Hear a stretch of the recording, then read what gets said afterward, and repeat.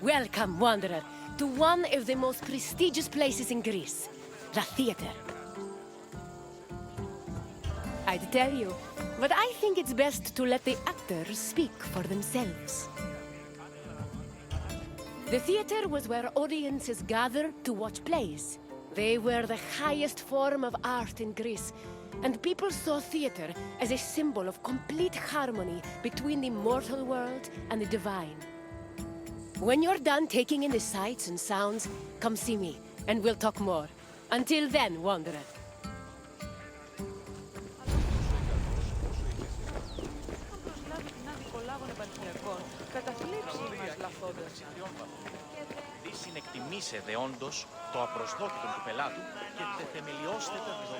Theater is not just part of geek culture, but was a major part of Greek culture. In Athens, comedies and dramas originated from the dancing and singing performed by members of the cult of Dionysus. Between 536 and 533 BCE, theater's burgeoning importance in Athens was demonstrated when the responsibility of organizing tragedies was entrusted to the archon, the highest-ranking magistrate in the city. From then on, theater grew rapidly in popularity, and soon a permanent space for performing and watching plays was built on the slope of the Acropolis. During the 5th century BCE, theater became intertwined with Athens' democracy. It often functioned as an echo chamber for political ideas, and in some cases, it could even influence public opinion. As a result, in the 4th century BCE, Plato coined the term theatrocracy to describe his city's politics.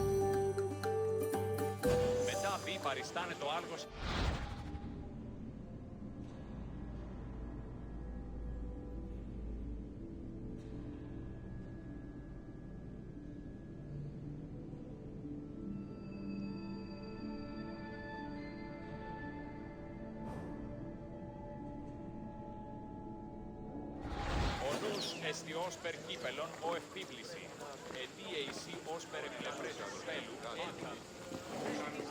Αλλά έσωτες λαγές. Και το επιχείρημα.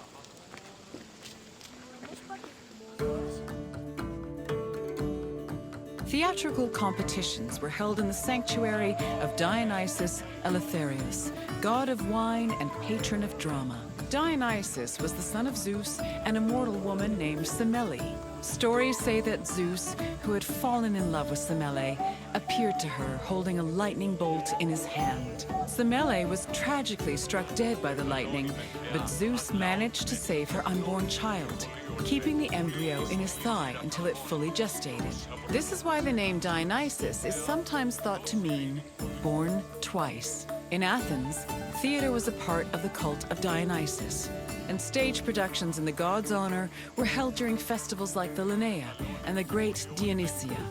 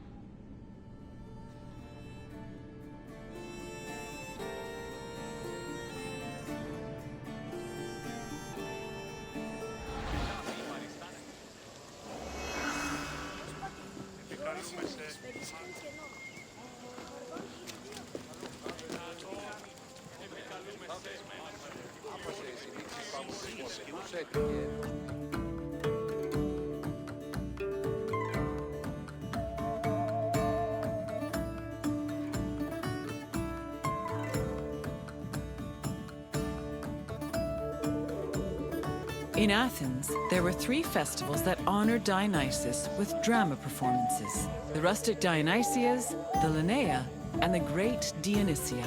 For the rustic Dionysia, each deme of Attica organized their own Dionysiac procession. The parades were full of phallic songs, dances, and symbols meant to signify fertility, and participants wore drunkard masks and sang bawdy lyrics about the god. The Linnaea was the oldest Dionysian festival.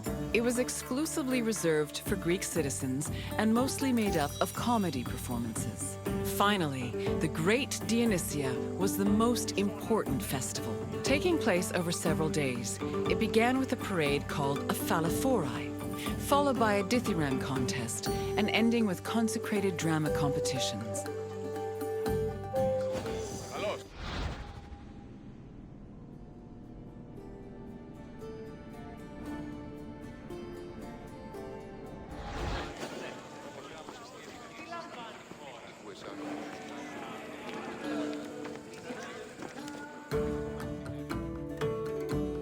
The Great Dionysia was supervised by the head magistrate known as the Archon, who was assisted by 12 other magistrates. Among his duties, the Archon picked choregoi, rich Athenian citizens responsible for providing the budget for rehearsals and performances. 2 days before the Dionysia, a ceremony called the Proagon took place where playwrights introduced their work.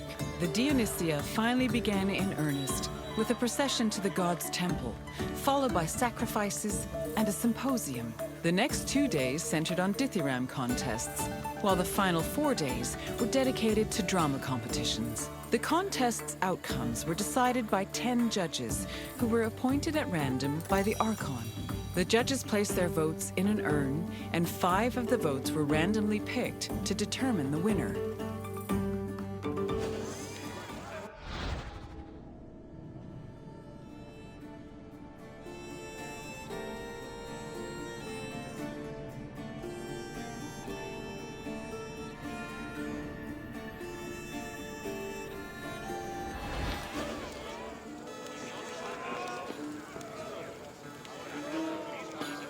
Καλώς.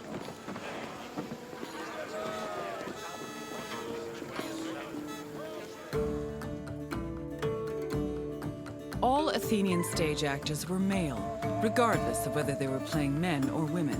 Tragedies originally featured only one actor performing alongside a chorus, eventually reaching a maximum of 4. Adding more roles opened up the opportunity for dramatic dialogue. During performances, they prepared themselves in the skene, a building that served as a backstage area, before emerging onto the proskenion, or stage. The skene could be painted to represent backdrops like palaces, temples, and tombs. Its roof was reserved for appearances by the gods. These gods could be moved around with a crane called a mechane, which produced spectacular visual effects. On stage, actors wore masks and elaborate costumes. For tragedies, they were adorned with magnificent clothes. While for comedies, actors playing male characters wore hugely exaggerated phalluses, probably to maximize the laughs.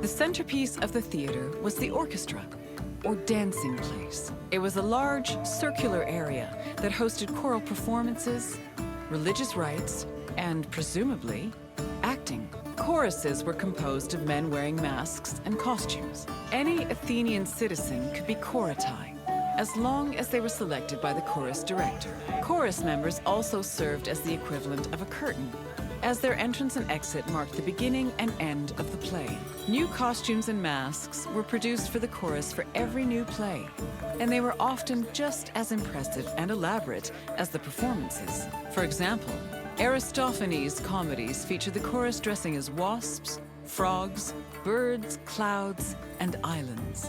One of his plays, The Knights, even had men riding other men dressed as horses.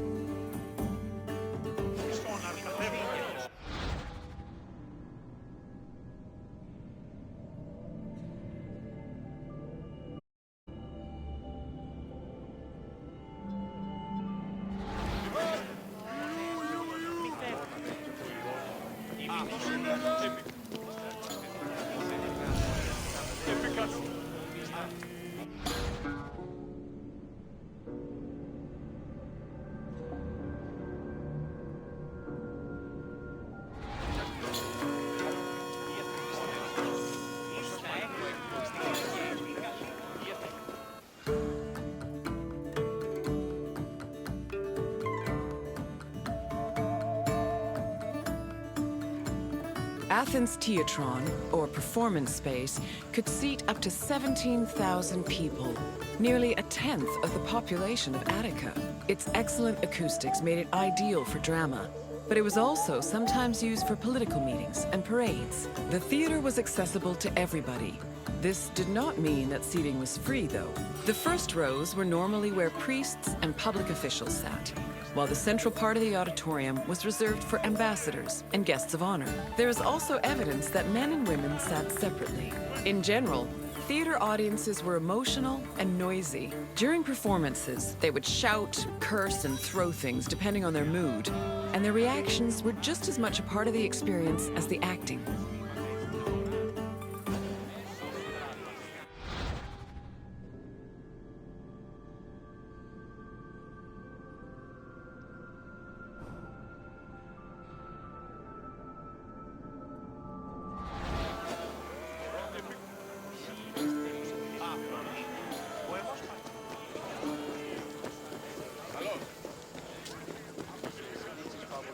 Προσθέθηκε εντός του οίκου.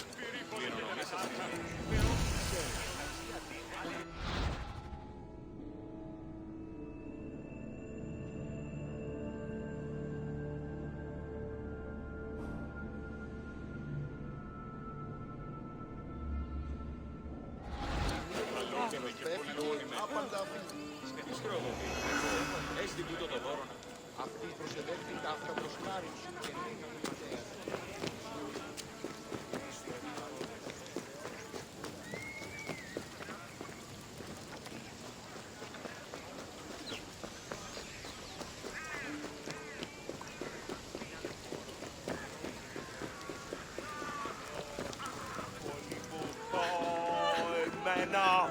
Περικάλια και πλησιετάτο εστί ο ερομανής Γαληνία του τον είπε αυτό που είναι ότι ώρα αλλά έκτιμος μη μετά των απάντων.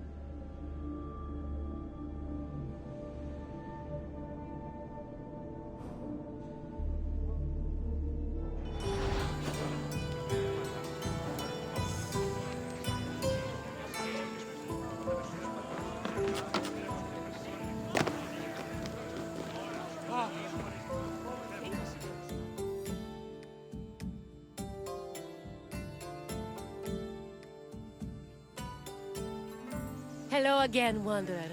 I hope your visit was entertaining. Though all art forms were important in Greek culture, none had the same prestige as theater, which provided a unique experience with every performance. Is there anything else you'd like to do? Really? Then let's begin. Who was Dionysos' mother? Correct! Unfortunately, Semele died before her son was born, but Zeus saved the unborn baby and raised him as a god.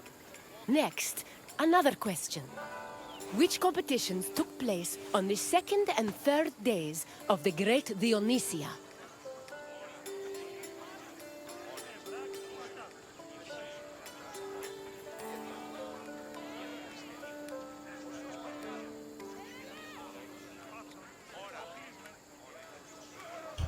No, the drama contests were reserved for the final 4 days of the festival. Try again. The Dionysia was more about art and culture than athletic prowess. Try a different answer.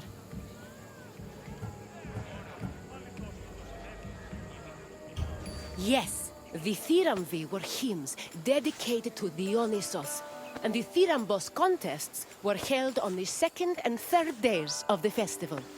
And finally, the last question. Which of the following is the oldest festival dedicated to Dionysos?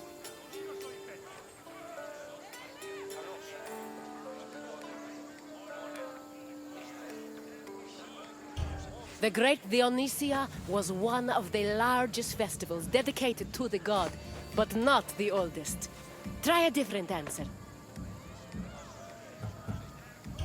The rustic Dionysia was not the oldest Dionysiac festival. Keep trying. You are correct. The Linnea was the oldest Dionysiac festival. Congratulations, Wanderer. You're a very studious theater goer. Then I will leave you be. Farewell, Wanderer.